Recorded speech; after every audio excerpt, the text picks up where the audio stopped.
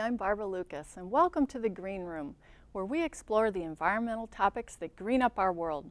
We're here today with Dan Jacobs, architect, engineer, and founder of the A3C collaborative architecture firm in Ann Arbor, who will be talking with us about green roofs. Dan, welcome to the show. Thanks, Barb. Glad to be here. We're going to get started right with the basics. What is a green roof? Well, a green roof is not what some people would think. It's not a lawn on top of a building, which is a great thing because that means we don't have to mow them. They're actually vegetated roofs. Vegetated roofs actually use plant material that it can deal with the extremes of temperature, kind of what you might experience in a high alpine region where you get very hot during the summertime and very cold during the wintertime, and the plants have to survive. We have some still photos here that are going to show the variety of green roofs that are around the world and throughout history. And while we're looking at those, can you just give us a little intro into the history of green roofs? Sure. Green roofs here in the U.S. go back all the way to the plains when the materials were not readily available for our settlers as they moved out into those remote areas. And so they used the green roofs for a number of reasons that we use them today, actually for tempering as well as shedding the water off of the buildings. Some of the other things that have happened over time, the more traditional green roofs that we are more familiar with now over the last 30 years, are green roofs actually started in Germany and have had a number of successes there over the years, and now are required in a number of their buildings when they're being built. So it's not just a if you want to do it, they use it there to deal with their stormwater management for their facilities. We also have green roofs that can be seen from way back as far as some of the earlier buildings in Europe as well that originally came out. I think these are some of the shots there showing again what we might call shed type structures and using for dealing with vegetables and the rest to keep them cool during the summertime. So green roofs have had a long history and have been very successful, and we're now adopting them because of the environmental qualities that they provide. All right, the last slide we showed there was a house that I lived in back in the 1980s, and it was really beautiful. We called it our little sod-roofed home, and we loved it, but it leaked like crazy. It was awful. And I'm really hoping the technology has improved since then, and I'm looking forward to hearing more about that today with Dan. Well, they have improved, and it's a big challenge because the last thing you want to do is put down all of this material on your roof and then find out that you have a leak and try to dig it all up and try and find out where that leak is. So we go to great lengths now to try and provide what we call a belt and suspenders approach to making sure that the roof does not leak. So a heavier thickness roof than maybe might normally be used. We tend to put down what is referred to as a root barrier or a slip sheet underneath the green roof as well, and this acts as an isolator between the actual membrane that's providing the water protection on the roof and the plant material that's above it. Well, thank goodness, because boy, that was not a pleasant place to live.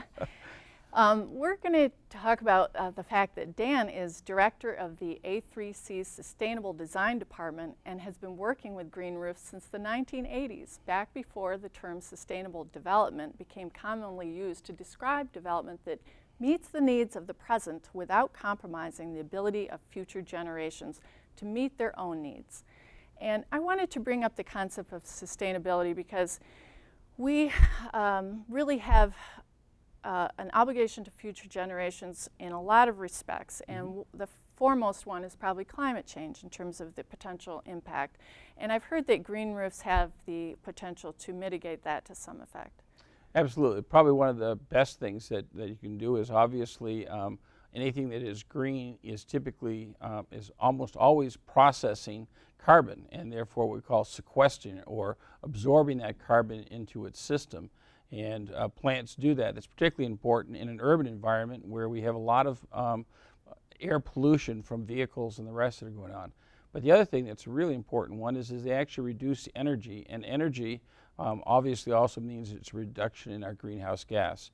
So if we reduce down our needs for heating and cooling, we can have a big effect on the environment that way. How does it reduce our energy? Well, it's a great thing because the cooling effect is something that's been known and been documented very well. That is that actually the color green, the plants actually reflect infrared light. and therefore it doesn't absorb the heat to begin with, but it acts like a giant sort of blanket there that's taking that heat instead of allowing it to get onto the roof structure itself. It acts somewhat like a small adobe type of structure in that it takes a while for that mass to heat up or cool down. The real benefit that hasn't been documented as well is actually its effect during the wintertime. And that is that there is no so-called R value. Most of us are familiar with that with insulation of a typical fiberglass, which might be an R11 or 13, and we kind of know that we should put that in our building. But up on our roof, we're not as familiar with that. And be quite frankly, a dirt does not have a high R value. But what it does is it acts like an igloo effect. And that is that once the material freezes, it keeps the roof at 32 degrees. And so when the temperature is dropping down to 0 degrees out, and I have to warm my building inside from 0 degrees up to 70 to try and make sure that I take care of that heat that's going out of the building, in my building, my green roof on it, my roof is at 32 degrees. I'm 30 degrees ahead of the game as a result of that. That's great. Yeah, it works really nice. Does have a big positive effect on the energy savings. And the plants are emitting oxygen as well as they're taking in carbon dioxide. And we have a lot of problems in urban areas, of course, with our stormwater problems of the amount of water coming in. When those storm effects hit, they can sometimes actually cause problems with our sewer systems. In some of those communities, they're actually integrated together. And what happens at those times is that water is discharged into our streams. So if we can hold more of that water on our buildings, then that water does not trigger that same mechanisms as frequently. The other one is that the plant material itself acts like a giant filter system and actually can reduce down therefore the particulates that are going down into our streams, particularly some of those that are not as good for our aqua life. Well, it must really do the job if Germany's requiring that people have green roofs in their new buildings. Absolutely, and actually a number of our cities now have started to use the carrot approach to try and deal with the same thing. Chicago, which has the largest number of green roofs in the U.S., did it probably about 5 years ago. Washington, D.C. has followed suit, and so we really have a number of our larger cities that are recognizing the value. Even New York City now has, over the last 3 years, now adopted programs that are beneficial to putting green roofs on. Now, do you think that's because of stormwater or because of the heat island effect, which is that in the cities it's hotter because of all the pavement and everything, and that they're trying to get the green roofs to help us reduce the temperature, like you mentioned? Well, you're absolutely correct, and that's a real plus to the green roofs. Again, if they're reflecting that heat off, they're not capturing that heat and therefore raising temperatures. But I think the real benefit from the city standpoint is that too many of those systems were designed 100 a year ago, and they really were not designed for our current systems, and so really make a big difference on water quality, particularly those where they're discharged into streams and lakes. Great. Well, I'm really sold on the environmental benefits. How about how to make these things? I mean, they must be logistically kind of difficult getting these things up on the roof and everything. I'd like to show you some slides and video footage of the green roof that's been installed at Green Hills School here in Ann Arbor, and I know your firm has designed that green roof. So as we're going through these slides, maybe you can tell us what's happening. And just to give a little background, this technique, there's a lot of different ways of making green roofs, which Dan will fill us in on. And this particular technique is the kind where they roll up the vegetative material and then unroll it on top of the roof, and it's just one of many methods. Barb, what we have here are some of the different layers that go down, particularly with a mat system, as you described at the Green Hills project. There are layers that are doing different things for the system. So the very lowest layer is that root barrier. The next layer is a drainage layer. And the next one is an absorption layer to actually help retain some of the water. What you're seeing here are some footages of getting that material from an area where it's grown in advance. These are all pre-vegetated systems. And what you're seeing there is some of what the growing medium. This is an edge detail. This material is used to hold rocks away from the green material. Rocks are typically used around the edge of the roof so that you have a place to walk without walking on the green roof. And here they're installing those roofs. They come in roughly 3 foot by 6 foot chunks, which means they're pretty heavy particularly because they come fully saturated. You're seeing here is more of that work as they try and work around obstructions such as the light well that you saw there. So I filmed this just a week or so ago, and the green roof is pretty new. In a few weeks, it'll be a lot taller. Yeah, matter of fact, you see some of it bouncing there. It bounces back up fairly quickly from being rolled into that tight roll. Within about 2 weeks, it starts to take back its normal shape. The nice thing about the plant material that's selected, it's actually tolerant of someone walking upon it. We've done a number of educational things also with the Green Hills one, which makes it a kind of a fun roof as well. That last shot was of the class of 2010 that has raised the money to construct this green roof, and they're pretty excited about it. It's really a great thing for the school. They're, as Dan was saying, they're learning able to research the stormwater, different kinds of filtration benefits of the different type of plants, and there's all kinds of potential. So it helps the environment, and we need to consider the economics. That's the thing that a lot of people are going to ask. Mm-hmm. Long-term and short-term, can you give us an idea of how affordable they are? Well, they clearly are more expensive than just a traditional roof because you're putting that traditional roof down and you're adding some components to it. So it clearly costs more. Where the benefit is particularly to people who are going to, or organizations, who are going to own their buildings for a long time. So that's great for a school.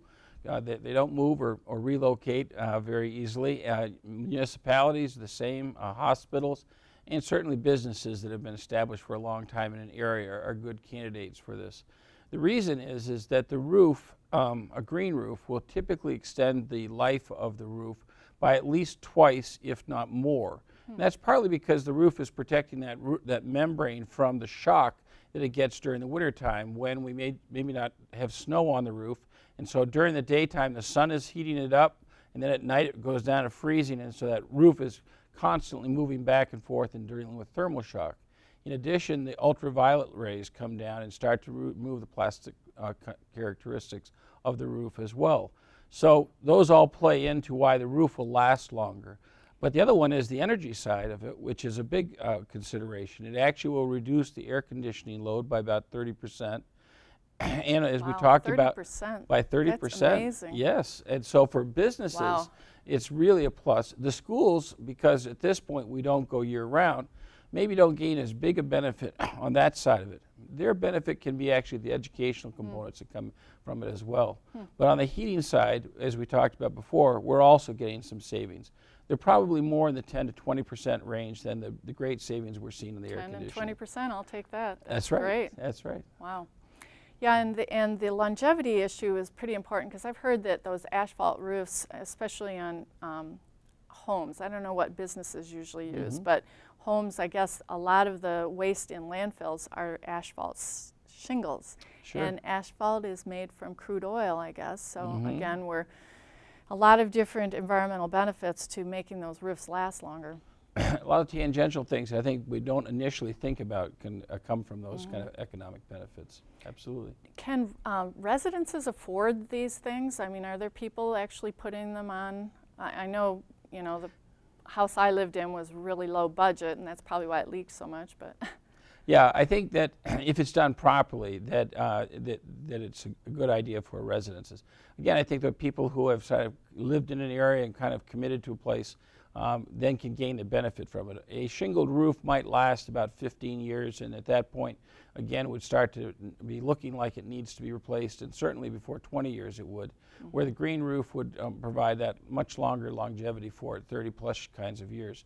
Typically, you would see that on a flat roof. Most of us are familiar with green roofs being on a flat roof, but actually there are a number of green roofs on actually sloped roofs. It requires a slightly different detailing to allow it so that the green roof doesn't slide down when it gets too wet. We don't want to have any of those sort of California green roofs moving down off the roof. But it can be done if it's properly detailed. Well, what about like the weeding? Do you have to weed them frequently? Well, I've often been asked by prospective owners of buildings as we walk the roof what it takes or how long it takes me to weed or to maintain the roof. And what I've often referred to it is it takes about 1 glass of wine. It's a wonderful place to be. It's really like being out in a park. And I've found that if I pour a glass of wine and I kind of walk slowly around the roof, I can pretty much keep it under control about once every 2 weeks in that technique. And so it's pretty pleasurable. I actually get a glass of wine at it and I get my roof weeded at the same time. So it works great. That's a lot better than my garden, which is almost a daily thing. So, yes. Yeah. And what about irrigation? Are you spending a lot of money to irrigate these things? Well, in our particular case, we decided that we wanted to make sure that our building was not using potable water because actually potable water is energy. It's about 8% of our national use of energy goes to making potable water. Really? So we didn't want to end up with using potable water to water something that was supposed to be improving the environment. So we have 2 different collection systems. We have 3 tanks in our building that do stormwater catchment, and we also created a reflecting pool up by our windows that also catches water. We use those to irrigate half the roof. Now we didn't have to do that because quite frankly a green roof is pretty self-sufficient, but there are times when a green roof during the summer where we might get a 2-3 week period. Yeah, we're getting some pretty dry, hot days in the summer. Exactly. And in the very first year that we put it in, we had one stretch where we got 1/4 inch of rain in 3 weeks. So you really do have to have, particularly during the establishment period, a little bit of water to help out. But the reason we wanted to irrigate it was we wanted to have clients be able to see not only what a irrigated roof looked like, but what a non-irrigated roof looked like, so they could understand what the value is for putting the irrigation in. Well, the other big part of the economics is the weight of the roof, right? In terms of having the structural support. That's the very first thing that anybody does when we're doing a retrofit and they want to put a green roof on an existing building. The fortunate thing for Green Hills School was that they had a large stone ballast on the building, excuse me, and that was able to be replaced with the green roof. That's pretty much the lightest and shallowest of the green roofs when you're doing that. You typically would like to have a roof that's about 4 inches in thickness. It'll have a little bit better absorption quality and allow more material for the roots to grow in than a very thin system like we have at Green Hills. Okay, the roof that you've been mentioning on top of your building is very different than the Green Hills School because it has space for gathering for people, and that makes it really wonderful in terms of all kinds of social, psychological benefits. So I'd like to show some video footage of that, of your roof, and I'll have you talk through some of the things we're watching, and hope that it starts. Well, so, actually, I think the nice thing is that you've actually brought the triple bottom line into the conversation, because we've talked about economics, we've talked about the environment, and now we're talking about the rest of it, the emotional side of what's going on and the society part of what's going on. And we're really blessed. When we built this, we decided that we wanted to have a space that we could share with the community. And so we have hosted probably somewhere between 50 and 100 different meetings and groups that have come up and used the retreat to be able to host different kinds of sessions. Here you're seeing some of our stormwater catchment system, and that's the tanks that actually, there's a drainage system that is off to the left here that takes out some of the debris as it comes in. This is our rain chains. This is the place to be able to make water celebrated rather than putting it into a downspout and then not being able to see it. And here you see some of the irrigation system that we use. We actually use 2 different kinds. This is a spray application, and our other kind is a drip irrigation. What you're seeing here is a cool roof, and a cool roof is a different kind of way of trying to reduce the energy, but what we found is that the green roofs have significant benefits over that, including the stormwater characteristics that a cool roof can't provide. And here I've paused it at the Hands-On Museum across the street, and they have a beehive there, which apparently is helping to pollinate your vegetables and strawberries. This is a strawberry plant, and there were a lot of bees on your roof, and it was wonderful. You'll see in the slides that or the video footage I'm showing, I shot a lot of bees. Here you've got, what is that? That's a decorative kale. Kale. And beans, tomatoes. Tomatoes. Unfortunately, our lettuce has already gone by its prime, but we've also had lettuce and radishes, and also our string beans at this point have finally given up the ghost as well. But we've had great salad materials throughout the summer, and then we use the strawberries to finish it up with a little dessert that way. Do you think there's potential for green roofs to be a source of food for cities? Urban farmers, actually there's a place in Chicago called the Uncommon Grounds, and it uses its rooftop to cook, or to grow a number of its herbs and its salad greens as well. Here's the flat tray. I couldn't believe how thin that tray of sedum was, which just goes to show how you could manage to get a roof with these things growing on it. But then they have these taller things on the sides, the grasses, and I've seen some of the green roofs even have bushes and trees, which makes me wonder whether these green roofs could be potentially a stopover for maybe migratory birds or other forms of wildlife. Well, we certainly have a great deal of biodiversity on our roof. Probably going from different varieties of birds all the way down to insects. And our very first year we had crickets that were up there. They may have come with the plant material because we didn't see them this year.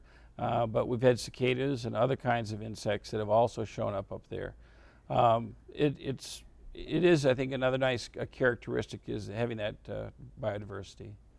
We ended with the green shot, green graffiti. I was very impressed with how many different things there were to look at up there. Number one, the different species of plants. I don't know how many different species you had, and then lots of different insects and birds and butterflies. And I just enjoyed, I was up there 3 different times, and I really enjoyed my time up there. I felt serene, refreshed. I could imagine how working in your building, it would just be lovely to go up there, and through the seasons too, not just in the summer, but you get to sort of feel the seasons where you don't, locked up in your office. And I also enjoyed looking down at the people walking by. The vistas, I was very excited about the potential for green roofs. Going up to your roof was just really wonderful. So I'm wondering if there's other things that we haven't hit on. For instance, jobs. This is something that everybody's talking about these days. I'm excited for green roofs because I think there's going to be a lot more of them. And when there's going to be a lot more of anything, it makes me wonder, could there be potential in Michigan for us to become a supplier of green roofs? I think that's a great question, because actually when we did our roof about 3 years ago, we had to bring materials in from Pennsylvania and Chicago because we didn't have that kind of resources here. And now we're starting to develop more of that here in the state of Michigan. And the number of green roofs is growing. And that's the one thing that's been great in a down economy, is to see the green roofs, the number of green roofs continues to grow more every year. So we've got something that's a growth industry right now in growing green roofs. One of the other things, though, that I'd like to mention also on the aesthetic side of things, which is kind of a plus that we didn't anticipate for our own, is that we're located right beside the Ann Arbor Inn, which is now a senior center. When you talk about the aesthetic value of some of these things, as well as on the other side of us, the city center office building, and both of those people from both of those places have commented to us how much they love having that as their view, as opposed to black rooftops with mechanical equipment up there. So it really does provide a therapeutic value as well. And I can tell you, the first year my office, when they couldn't find me, knew where to find me was up on the roof doing my business on a table or something outside. And I love the way you've incorporated the daylighting. I don't know if people can remember the squares of glass, which had the benefit of allowing daylighting into the offices below, but also was kind of neat because the reflection of the grasses blowing on the glass, you incorporated many different elements in a really wonderful way.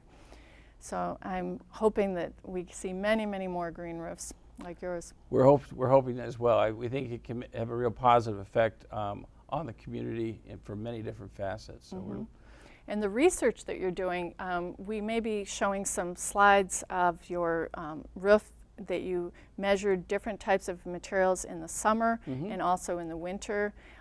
You get community groups up there and show them all the different things that the data that you're gathering on your solar installations, and it's very much an educational resource for the community as well, sounds like. It is, and it's a wonderful little storyline as we wander through the building. And we kind of prep them as we're going to for all on the technical side of what's happening, and then we allow them to embrace the beauty of it. And, it's a great way of selling it because you've already given them the justification for it from either a business standpoint or on what's going on. And then all of a sudden they look and they realize, gee, that's just not another roof surface. This is something that's really special. Well, that's great. We're really glad you're doing it and that you're teaching people about it. This has been really informative. Where can people learn more about your green roof? Well, we do have a little video that actually talks in some detail about the green roof and different materials that are on the green roof. You can find that on our website, which is www.a3c.com, and there also is other material there. Yeah, I found it easily by Googling A3C green roof video. Definitely check it out because they have other educational videos there as well. Dan, thanks for being here with us to discuss this exciting movement, and I can't wait to have you back to talk about some other issues in the future. Unfortunately, that's all we have time for today. If you'd like to view this show online, go to www.ewashita.org/greenroom. Thanks for joining us here in the Green Room.